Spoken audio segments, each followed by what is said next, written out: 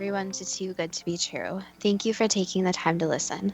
The subject for today's show is the 27 Club. Before we start getting into details, let's just briefly talk about psychic insight and how we apply it. We choose a subject, then research it, and based on that research, we determine what we think needs to be explained by creating a series of questions.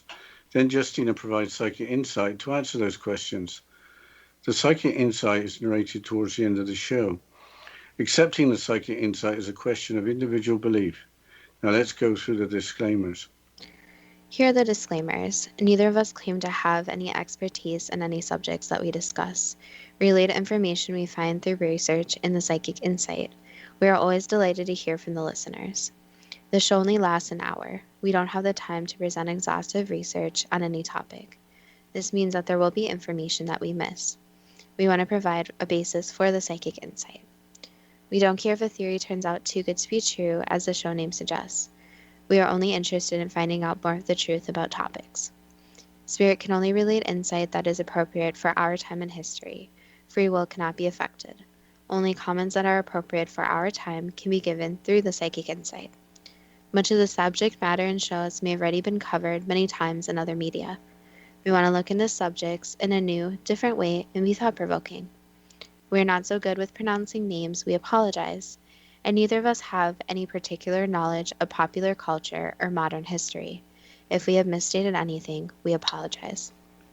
I hadn't heard about the 27 Club until fairly recently, when actor Anton Yelchin, known for playing First Officer Chekhov in the latest Star Trek movies, was killed in a freak accident.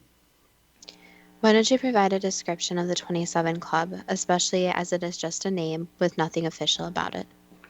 Wikipedia provides a description implying that there is really nothing significant about death at the young age of 27. Quote, the 27 Club is a list consisting mostly of popular musicians, artists, or actors who died at age 27, although the claim of a statistical spike for the death of musicians at that age has been repeatedly disproved by research. It remains a cultural phenomenon, documenting the deaths of celebrities, some noted for their high-risk lifestyles. Names are often put forward for inclusion, but because the club is entirely notional, there's no official membership, unquote. How did the 27 Club become part of the popular culture? Here's more from Wikipedia. Quote, Brian Jones, Jimi Hendrix, Janis Joplin, and Jim Morrison all died at the age of 27 between 1969 and 1971. At the time, the coincidence gave rise to some comment, but it was not until Kurt Cobain's 1994 death at age 27 that the idea of a 27 Club began to catch on in public perception. Blues musician Robert Johnson, who died in 1938, is the earliest popular musician who has been included in the members of the 27 Club. According to Hendrix and Cobain's biographer, Charles R. Cross, the growing importance of the media, internet, magazines, and television, and the response to an interview of Cobain's mother were jointly responsible for such theories. An excerpt from a statement that Cobain's mother, Wendy Friedenberg Cobain O'Connor, made in the Aberdeen, Washington newspaper, The Daily World. Now he's gone and joined that stupid club. I told him not to join that stupid club, referred to Hendrix, Joplin, and Morrison dying at the same age, according to Cross. Other authors share his view. On the other hand, Eric Segelstad, writer of the 27's The Greatest Myth of Rock and Roll, assumed that Cobain's mother referred to the death of his two uncles and his great-uncle, all of whom also committed suicide.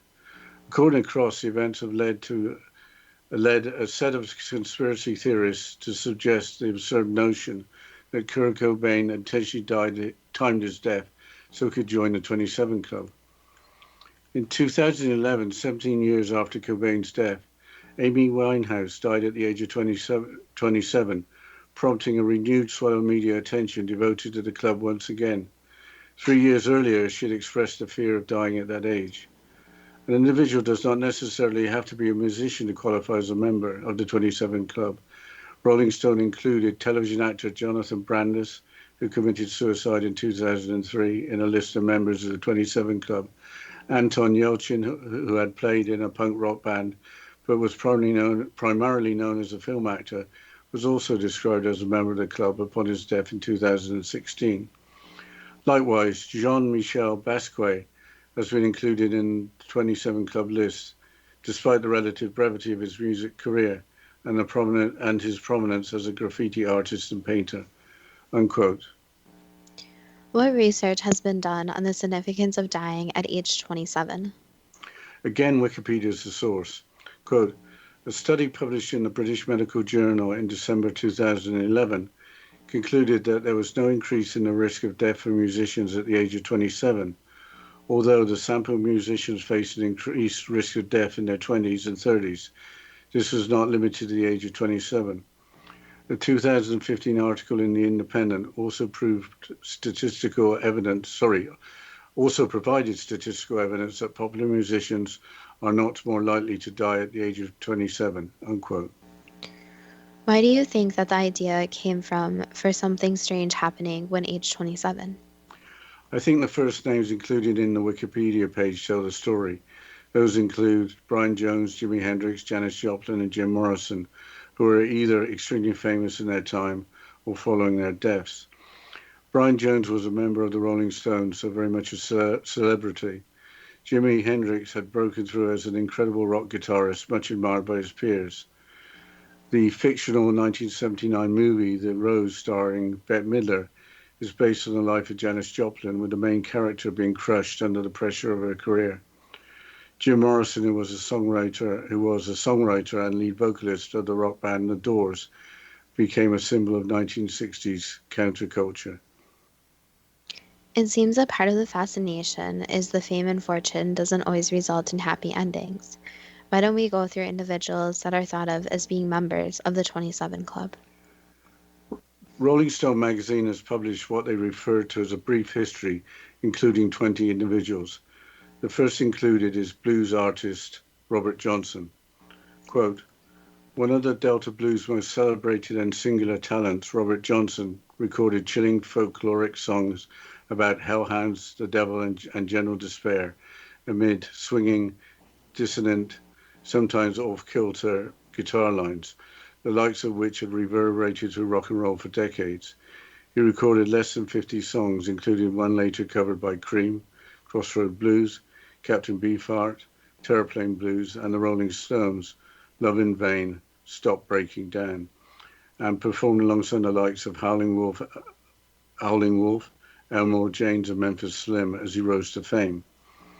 You want to know how good the blues can get? Keith Richards once said, well, this is it. In August 1938, just a few months after his 27th birthday, Johnson made moves on the wife of the owner of a roadhouse where he was playing, drank from an open bottle of whiskey he was offered, and died 3 days later of strychnine poisoning and pneumonia. He is buried in an unmarked grave in Mississippi, unquote. Being poisoned strongly suggests homicide, but it doesn't sound like the murderer was identified.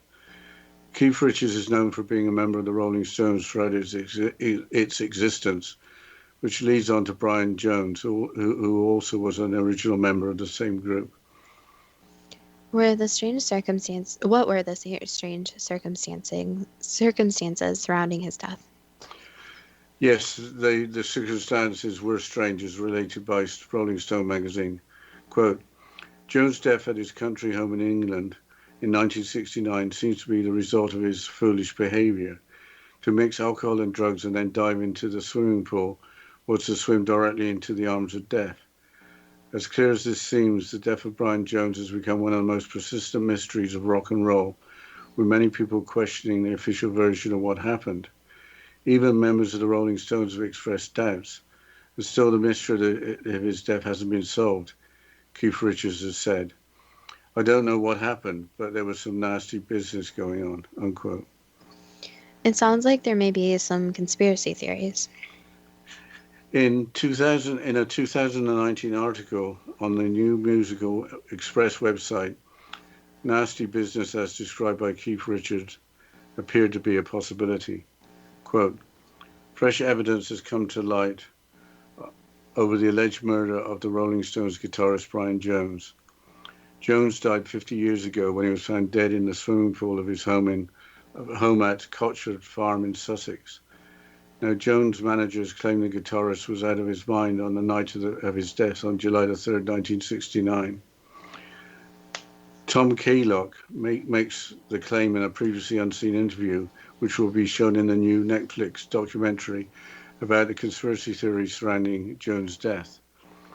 Kaylock um, was interviewed by investigative journalist Terry Rawlings, whose book Who Killed Christopher Robin is the basis for the Netflix documentary.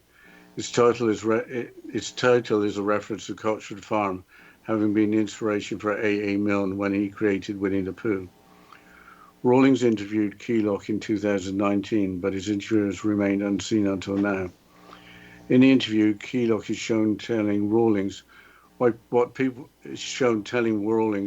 people don't know is that very strong hash cakes were made. That's why they were all stoned and they didn't know what day it was. Official police reports say that there were just 3 other people present on the night of Jones' death: the guitarist's girlfriend Anne Wolin, Keogh's girlfriend Janet Lawson, and builder Frank Thorogood has been accused in several previous reports as responsible for Jones's death. Jones's daughter, Barbara Marion, stated earlier this month, July the 3rd, that she believes her father was murdered. She told Sky News, "I don't think his death was investigated as it should have been." Former paratrooper Kaylock admitted that he was present on the night too, along with 2 other previously undisclosed other guests. He told Rawlings, "Janet told me she didn't remember anything as she was out of her head. They all were. I was the only one who wasn't stoned." According to Kaylock, he was told by his brother Frank Kaylock, a senior Scotland Yard CID officer, that Jones's death was ordered to have been a cover-up because of mistakes by local police. Keogh said, "I think the police wanted to make a manslaughter charge, but they were told to forget it. The only one who could possibly have been charged was Frank Thorogood, because he was the only one in the pool. But the police said just forget it. The orders came from the very top not to pursue it anymore, and it never was pursued after that." It was alleged that Thorogood killed Jones in a dispute over money. Jones paid Thorogood £18,000 for work on Cotswold Farm, the equivalent of £290,000 today, but it's claimed that Thorogood wanted another £6,000 or £67,000 from the guitarist. Jones' death was reopened by Sussex Police in 2009 following further fresh evidence from investigative journalist Scott Jones, but the 2009 report concluded that Jones's death would not be reopened. Sussex Police said, "There is no new evidence to suggest that the coroner's original verdict of death by misadventure is incorrect." Unquote. The next member of the club, Alan Wilson, was in the band Canned Heat. Alan Wilson's vocals are high-pitched, singing the blues in hits like "On the Road Again" and "Going Up the Country," which became an unofficial anthem for the famous Woodstock Music Festival. If you haven't heard the 2 songs, I think they beautifully capture the hippie era of the 1960s. Rolling Stone magazine had this to say about his death.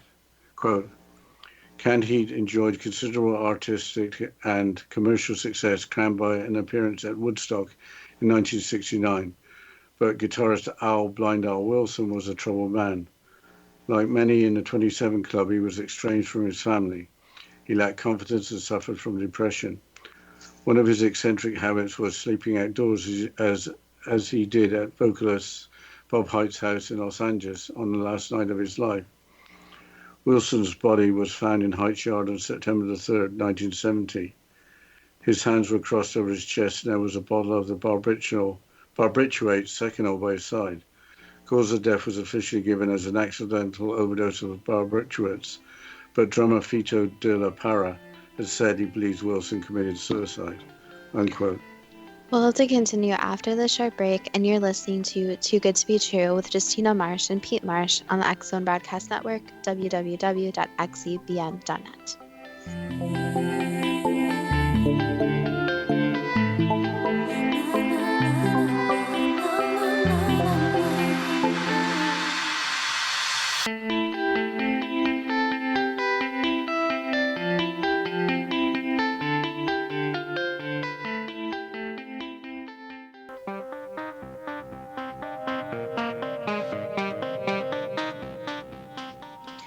Welcome back to Too Good to Be True. And before the break, we were discussing Alan Wilson and his tragic death. Dad, can you please continue with after the quote? The name Blind Owl arose out of Wilson's poor eyesight. Alan Wilson was gifted academically and only had a 3-year career in music. That seems to be a very sad life. Who is the next person we are going to discuss? Fellow American musician Jimi Hendrix, who also died of barbiturate poisoning, as Rolling Stone describes. Quote, in the early hours of Friday, September 18, 1970, while staying with a girlfriend in London, Jimi took some sleeping pills. Nobody knows for sure how many pills he swallowed or whether he understood what he was taking. The drug was Vesparax, a strong barbiturate. Half a tablet was enough to put a man to sleep for 8 hours. Jimi may have swallowed as many as 9. He'd also been drinking. This was foolish and reckless, but it was in character. During his years on the road, Jimi had got into the habit of using drugs indiscriminately. Jimi would take a handful of manure, I'm paraphrasing, not even knowing what it was, his friend Deeringhow has said, unquote. What was the official cause of death? It was an open verdict at the inquest, meaning that the death is suspicious, but with no other verdict that would be applicable. Scotland Yard reopened the case in the early 90s, but their investigation didn't lead anywhere. But a new Musical Express article from 2009 suggests that there could have been foul play. Quote, the doctor who tended to Jimi Hendrix on the night he died in 1970 says it is plausible that the iconic guitarist was murdered. John Bannister was speaking in relation to claims in a new book written by Hendrix's former roadie that his manager Mike Jeffrey had the star killed. In his book, Rock Roadie, James Tappy Wright says that Jeffrey admitted having Hendrix murdered shortly before he himself died in an aircraft accident. He alleges that Jeffrey hired a gang to break into Hendrix's Notting Hill hotel room and force sleeping pills and wine down his throat. Bannister was the on-call registrar at the now defunct St Mary Abbott's Hospital in Kensington on September the 18th, the day of Hendrix's death, has now backed up the roadie's theory, saying it sounded plausible because of the volume of wine found in Hendrix's lungs and on his body. The amount of wine that was over him was extraordinary. Not only was it saturated right through his hair and his shirt, but his lungs and his stomach were absolutely full of wine. I've never seen so much wine, the Times reports Bannister as saying. We had a sucker that you put down his trachea, the entrance to his lungs, and to the whole of the back of his throat. We kept sucking him out, and it kept surging and surging. He'd already vomited up masses of red wine. I would have thought there was half a bottle of wine in his hair. He had really drowned in a massive amount of red wine. Wright says that Jeffrey told him Hendrix was worth more to him dead than alive, and he filed a $2 million life insurance policy on the guitarist shortly before his death, unquote. A London Daily Mail newspaper article dated August the 1st, 2020, goes into great detail about the circumstances surrounding his death, including conspiracy theories. The article reports a low alcohol level in his blood. One source claims that death at the age of 27 was predicted while Hendrix was in a tarot reading. That all sounds rather suspicious. Who is the next famous person that we are going to include from the list? Singer Janis Joplin, whose version of the song Me and Bobby McGee is probably her best known recording, highlighting her raspy, growly voice. Rolling Stone describes her untimely death. Quote, it is certainly easy to imagine Janis feeling lonely as she returned to her hotel room in Hollywood after her last recording session. As she sang in A Woman Left Lonely, one of the last songs she sang, she knew that her boyfriend was taking her for granted. At around 1 a.m. on October the 4th, 1970, she got her heroin kit out, injected a vein in her left arm. Then she went to the cigarette machine in the hotel lobby, returning to her room with a pack. She closed the door, started to undress, and reached to put the packet on the nightstand. As she did so, she keeled over, hitting her face on the table as she fell to the floor, where she was found dead the next day, unquote. Like Jimi Hendrix, her career only lasted 4 years. Her death was ruled as a drug overdose, but the type of drug or alcohol in her system was not reported. she had a history of drug and alcohol abuse. That would suggest that there are no conspiracy theories. It sounds like the overdose was accidental. The following is from the Ultimate Classic Rock website in a 2018 article indicating that Janis's death was indeed accidental. Quote, in a new book, Joplin's friend Peggy Caserta questioned that version of events, said that a detail she'd seen in the room had always concerned her, and suggested that after having taken heroin, Joplin appeared to have visited a cigarette vending machine in the lobby. Writing in a recently published memoir, I ran into some trouble. Caserta said, I saw her foot sticking out at the end of the bed. She was lying with cigarettes in one hand and change in the other. For years it bothered me. How could you have overdosed and walked out to the lobby and walked back? I've overdosed and you crumble on the floor like how they found Philip Seymour Hoffman. I let it go for years, but I've always thought something is wrong here. She said her opinion was reinforced by the fact she had taken some of the same supply of heroin. Her own take on the tragedy that Joplin, who was wearing sandals with a tiny hourglass heel,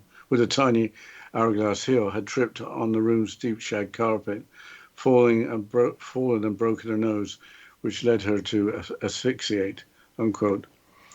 But there's a different version of the scene in the hotel room. What else was supposed to have happened? Rolling Stone, in a 1970 article, describes events when Janis Joplin failed to show up at the recording studios. Her producer, Paul Rothschild, sent John Cook, a road manager, over to her hotel. Quote, when John Cook got there, it was almost 7 p.m. He noticed Janis's car in the lot and that the drapes in the first floor were drawn. She didn't answer her door when he knocked or even when he banged and yelled. He spoke to the manager, Jack Hagee, who agreed that they should go into the room. Janis was lying wedged between a bed and a nightstand, wearing a short nightgown. Her lips were bloody when they turned her over, and her nose was broken. She had $4.50 clutched in one hand. Cook called a doctor and then phoned Janis's attorney, Robert Gordon. Gordon claims he went over the room carefully, but had found no narcotics or drug paraphernalia. The police were called. When they arrived at around 9 p.m., they too found no drugs or works, but they told reporters Janis had fresh needle marks on her arm, 10 to 14 of them on her left arm, unquote. With those conflicting stories, who's the next member of the 27 Club? Jim Morrison, with a conspiracy that he actually faked his own death. The following is from the London Star newspaper from December 2019. Quote, legendary Doors frontman Jim Morrison has been spotted alive decades after his death, according to a video taken by a fan and conspiracy theorist.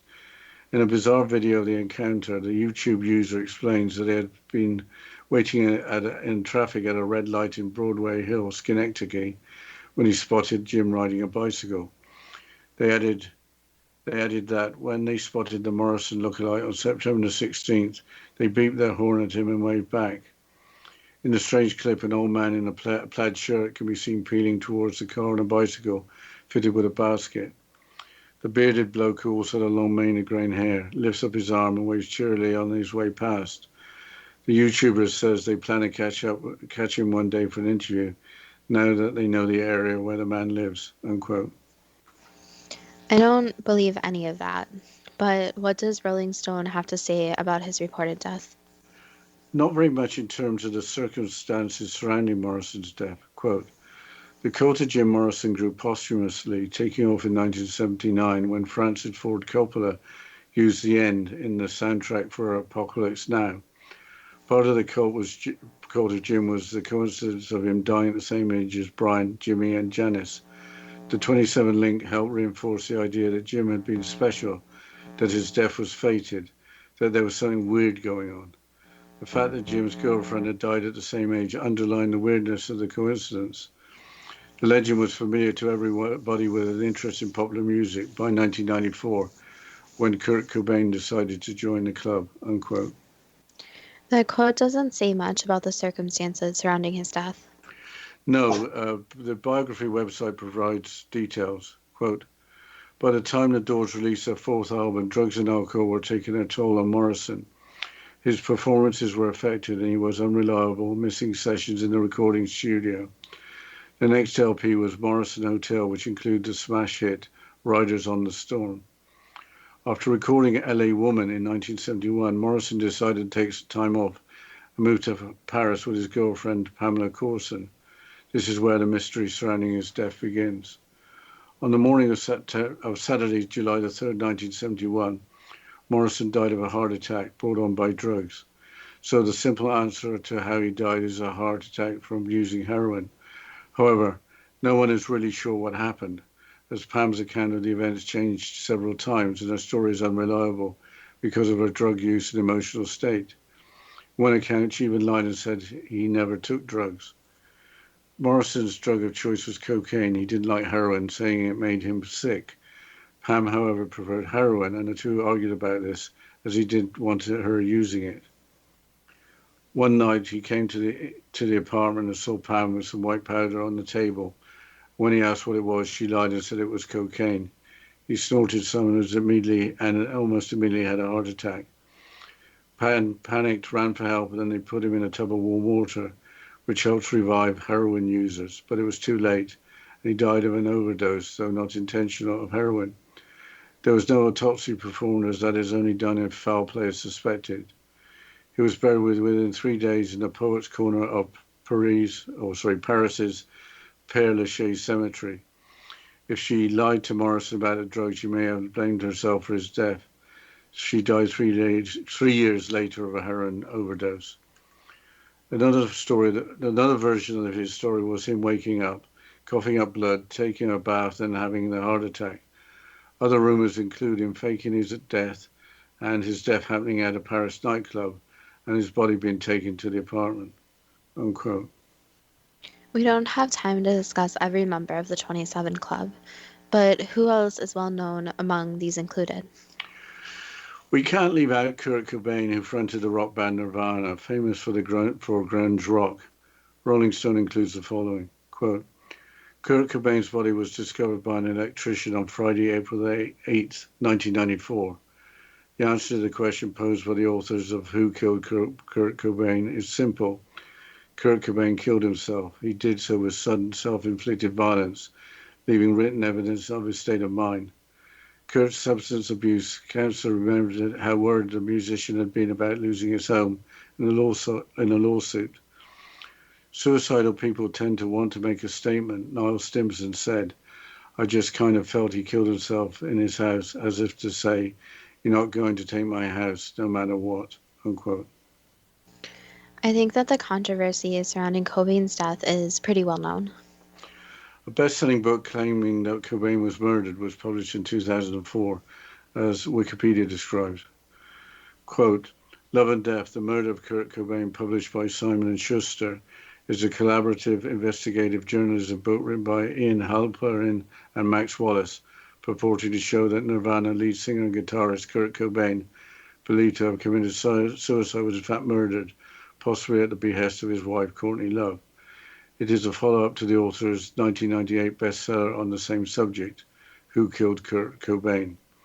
The book is based on 30 hours of audio tape conversations exclusively obtained by authors between Courtney Love's private investigator Tom Grant and her and Cobain's entertainment attorney Rosemary Carroll, who both dispute the official finding of suicide and believe Cobain was in fact murdered. Rosemary Carroll says on the tapes that she believes that the suicide note was forged or traced. The authors also interview Cobain's grandfather, who believes Kurt was a victim of foul play, and Courtney's father, who also believes he was murdered. I think we have to go into the break, Justina. Yes, we'll continue after this short break, and you're listening to Too Good to Be True with Justina Marsh and Pete Marsh on the X Zone Broadcast Network, www.xzbn.net.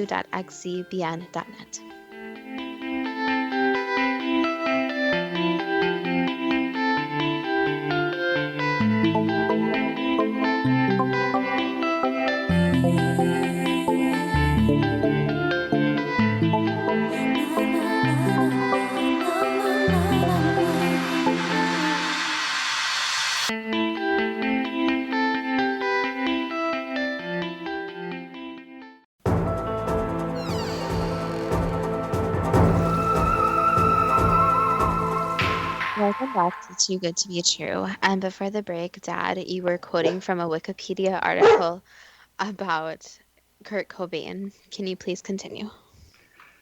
In the book, a prominent forensic pathologist examines the known autopsy evidence and claims that the official suicide scenario was impossible. She claims that there is compelling and authoritative evidence that Cobain was murdered, unquote. We have time for one more member of the club. Let's mention Anton Yelchin's freak accident, again from Rolling Stone. Quote, Anton Yelchin did a lot of work in his 27 years. From 2011 to 2015 alone, he appeared in 18 films, not including various voiceover gigs, and yet not nearly enough. A sensitive actor with a penchant for visionary auteurs such as Jim Jarmusch, Drake Dormius, and Jeremy Saulnier. His best years had barely begun when he died in a freak accident, pinned against a brick pillar by his own car. But he leaves behind a versatile, stellar filmography, jumping from blockbusters he made for an excitable Chekhov in the Star Trek reboots to horror homage. He was the spine of 2011's Friday Night remake, to small-scale romance. He courted Felicity Jones in Like Crazy. There's no telling what he could have done, but now all we can do is be grateful for what we've got, unquote. As Yelchin got out of his car, the vehicle apparently rolled back down his driveway, which was on a steep incline, trapping him. Who else might we have included if we had more time? We only briefly mentioned singer Amy Winehouse, who died of alcohol poisoning, former child actor Jonathan Brandis, who committed suicide by hanging, and artist Jean-Michel Basquiat, who died following a heroin overdose. We could have included more detail on these individuals with more time, but we did discuss about half of those included in the Rolling Stone article, but didn't have time to talk about those three very much. With that, it's time for the first question. Is dying at the age of 27 a significant event? It really depends on who you ask, since for many people it's quite young, but for other people it's not that young, since the person has already reached adulthood. Have some people achieved what they have wanted in a short lifetime? It's complicated since, yes, sometimes a person will choose to die at a younger age because of their accomplishments. But again, there's always more a person can do too. So some souls/people feel there's more they could have done even after they passed away, which goes into possible future lives or fulfilling other goals or lessons. Can dying in the 20s result from being too famous too young? Sometimes, yes, again, fame comes with a lot of power. Power comes with a lot of different responsibilities for one to fulfill. So sometimes fame can really have an impact on someone. Why did Kurt Cobain's mother, Wendy O'Connor, have a premonition, or was she just concerned about her son's lifestyle when she told him not to join that stupid club? A little bit of both. Her gut instinct said not to, but she was also being a mom. She was thinking about Kurt, not his two uncles. Correct. Was Kurt Cobain aware of the 27 Club before he died? Yes, he had heard of it before. Why did Amy Winehouse, 3 years before her death, express a fear of dying at the age of 27? She just had a natural instinct that she just knew that her time was about to come.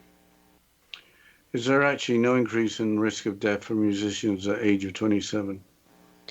Yes and no. There are many musicians that fear death at this age, but overall, there are many people that die at every single age. Is there no increase in risk of death at the age of 27 for other professions? Not really, no. There's not really specific age associated with a lot of professions where there's not this connection with age and career. Do musicians in general face an increased risk of death in their 20s and 30s? Yes, they do. Why do some musicians feel the need to abuse alcohol or drugs or both? As coping mechanisms, so to be able to cope with the negative aspects of their lives. Is being famous not all it's cracked up to be, with a lot of negative aspects to deal with? Yes, 100%.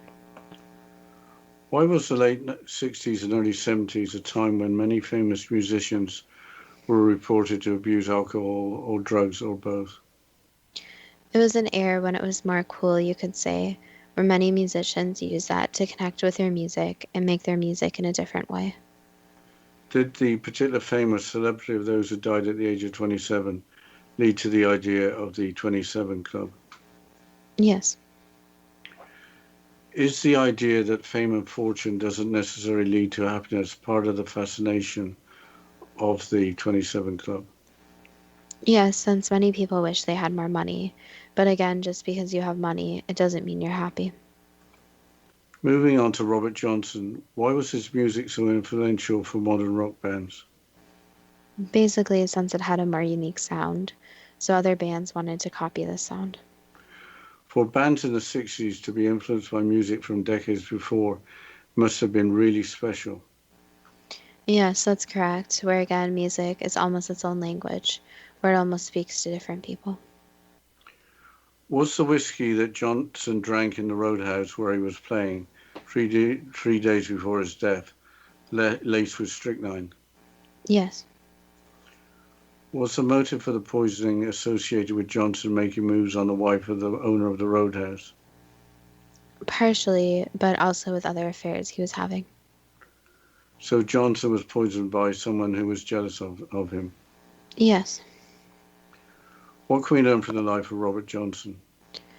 basically, just to live every moment and live in those moments.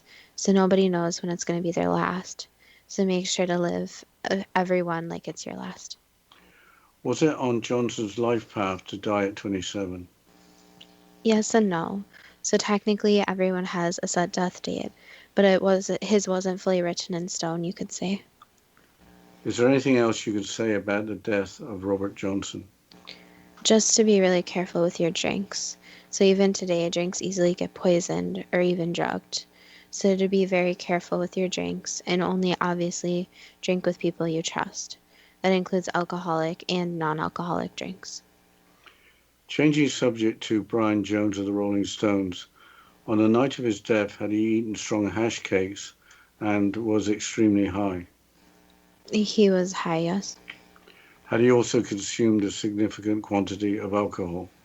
Yes, Did Jones dive into a swimming pool while incapacitated with drugs and alcohol and as a result drown? that's correct, yes.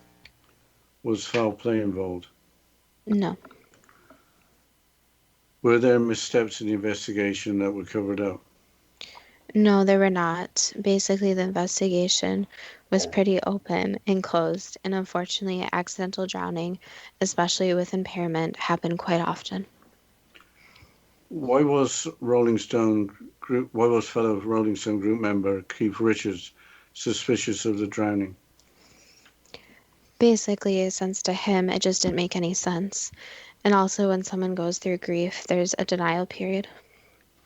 Why was the case reopened in 2009 with fresh evidence but closed with no new evidence to suggest that death by misadventure had not occurred?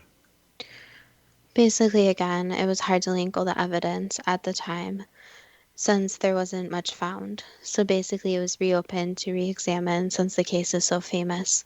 Since so many people thought that there were so many missteps in the investigation, it was a reason for them to look more into it. Was dying at the age of 27 on Brian Jones' life path? Yes. What can we learn from the life of Brian Jones? Basically, that your name, especially when you are famous, almost never goes away. So famous people don't only have the responsibility to their fans and to continue to create their own work of art, and obviously in this form case music, but they also leave this legacy that goes on. And obviously to be very careful when in a situation where drugs and alcohol are involved, since many, many people will die because of this. Is there anything else you could say about the death of Brian Jones? Basically, that more famous cases are easily more opened again because of their famous nature. So more and more cases need to become more popular so that they are reopened and the evidence is re-examined. Changing subject to Alan Wilson, lead singer of the Canned Heat, was he troubled through being estranged from his family, lacking confidence and suffering from depression? Yes. Why didn't fame and success counter lack of confidence and depression? Basically, it's a very hard question, a personal question. So, in a way, you would have to directly ask the person. But everyone copes with emotions, body image, and their lifestyle in different ways. Did he realize just how fantastic those songs were? No, Was Alan Wilson's barbiturates overdose accidental? partially. Did he intend taking a large quantity of drugs but not committing suicide? No, it was an assisted suicide. So he knew he couldn't go through it himself, so someone else assisted him. Was dying at 27 on Alan Wilson's life path? Yes. What can we learn from the life of Alan Wilson? That some people deep down just are going through their own struggles. So it goes to the outside perspective. Everything might seem a lot better than it really is for these people. So it goes back to checking on your friends. And in this case, the other band members were very good about making sure he was okay. But sometimes just asking someone if they are okay isn't enough. It's more studying their behavior and just making sure that they know you're there for them. So Alan was vulnerable. Yes. Is there anything else you can say about the death of Alan Wilson? It raises the point that, again, suicide is something that unfortunately occurs. So check on your friends, make sure that they are okay. And sometimes it's hard for people to understand that music isn't just music to many artists, it's an expression of themselves within themselves. Changing subject to Jimi Hendrix, did he swallow or was made to swallow as many as 9 barbiturate tablets? Yes. Had Jimi also been drinking? Yes. Did Jimi Hendrix, during his years on the road, have the habit of using drugs indiscriminately? Yes, he did. Why was a large quantity of wine found in Jimmy's stomach, lungs, hair, and on his body? Basically, he was drinking, but there was also a fight with the wine as well. Did the large quantity of wine in his system somehow result from the fight? Yes. Can you say anything about the person he was fighting with? It was more of a random disagreement, so not someone he knew personally. Was a $2 million life insurance policy taken out on the guitarist shortly before his death? Yes. Did the fight occur in the hotel room in Notting Hill? No, the fight started before the hotel room. So basically, the initial fight was unrelated to his actual death. Was it the barbiturates that killed him? Partially, yes. It was the combination of both of those. Basically, there was the fight outside, another fight in the hotel room, and the swallowing of the drugs. Will the truth ever come out? It would be very difficult to prove. So since the series of events are not with supporting evidence, there aren't enough clues. Was dying at 27 on Jimi Hendrix's life path? Not exactly, no. It was more unexpected. Was Jimi Hendrix previously involved in a tarot reading that predicted his death at 27?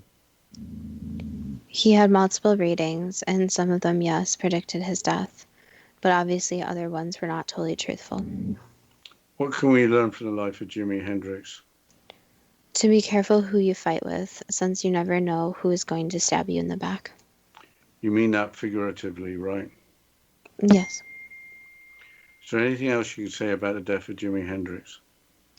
Just that his name is a household name, so years after he passed, his name has continued as a legacy. We'll got one time for one more question, I think. Changing subject to Janis Joplin in her hotel room on October the 4th, 1970, at around 1 a.m. Did she inject herself in the arm with some form of drug? Yes.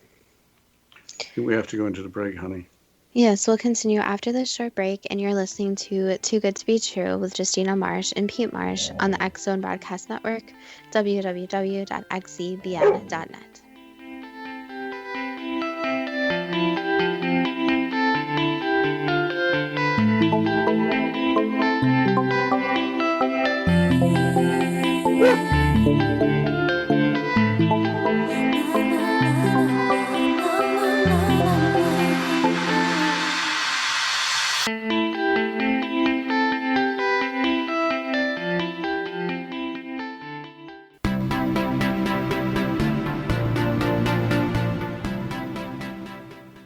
Welcome back to Too Good to Be True. And before the break, we were going through the questions and psychic insight about the 27 Club.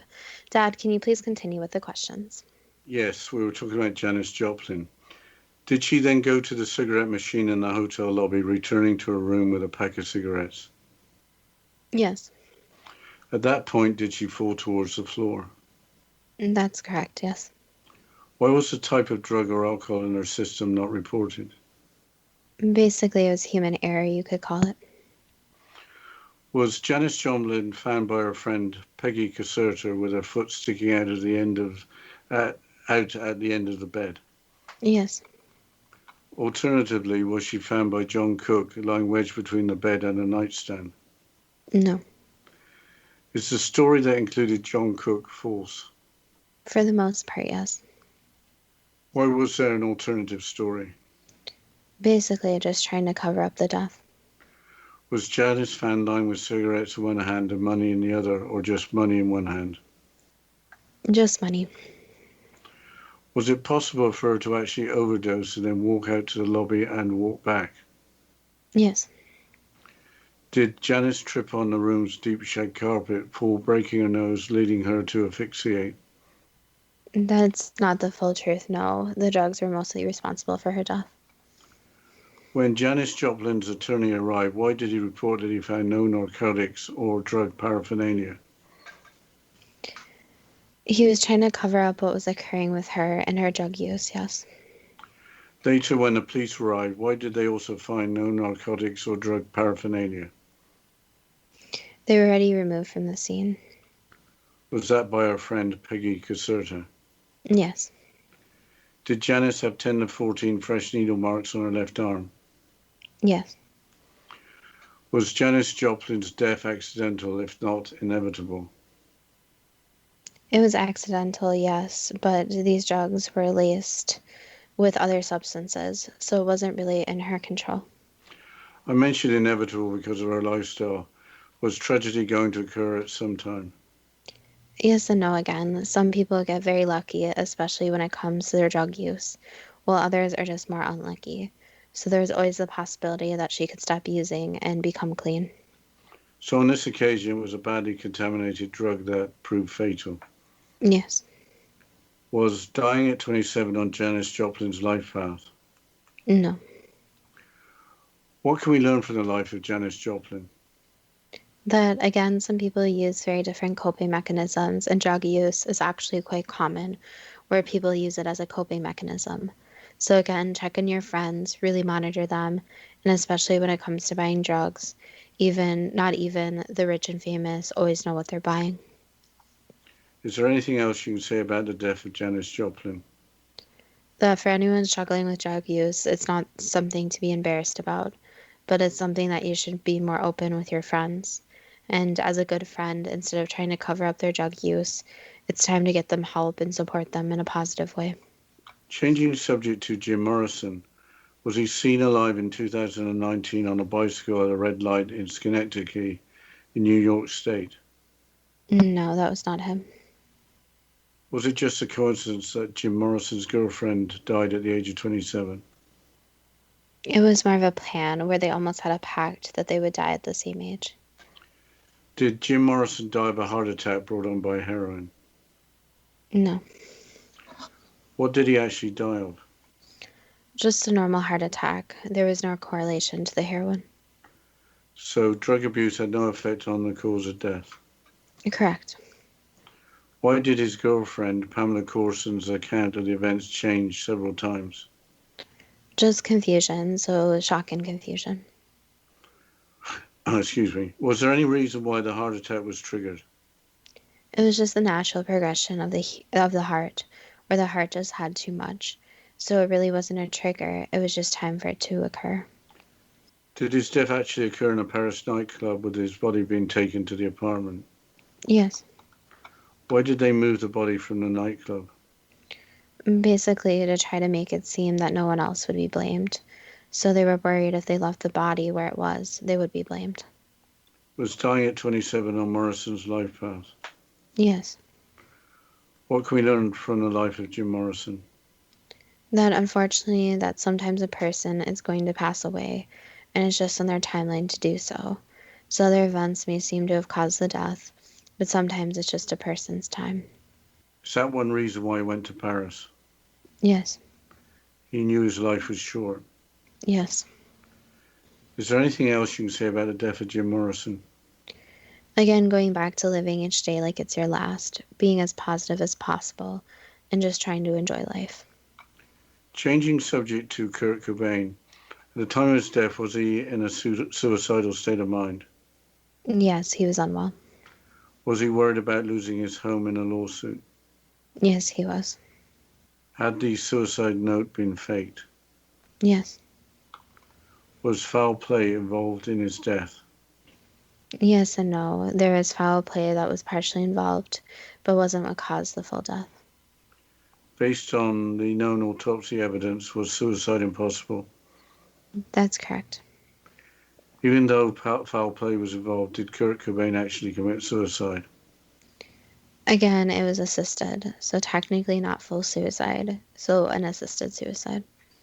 Was dying at 27 on Kurt Cobain's life path? Yes and no. Dying at a young age was, but not at the exact age of 27. What can we learn from the life of Kurt Cobain?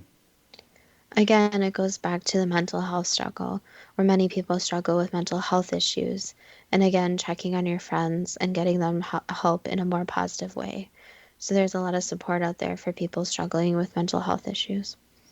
Is there anything else you can say about the death of Kurt Cobain? That some of these deaths are more suspicious than others. So bringing light to suspicious deaths, again, goes further than just these famous musicians. Changing subject to Anton Yelchin. Why did he have to die in a freak accident? It was his time, unfortunately. So dying at 27 was on Anton's life path. Yes, it was. What can we learn from the life of Anton Yelchin? That again, unfortunately, freak accidents do happen. So these strange accidents actually happen way more often than people would even suspect. Is there anything else you can say about the death of Anton Yelchin?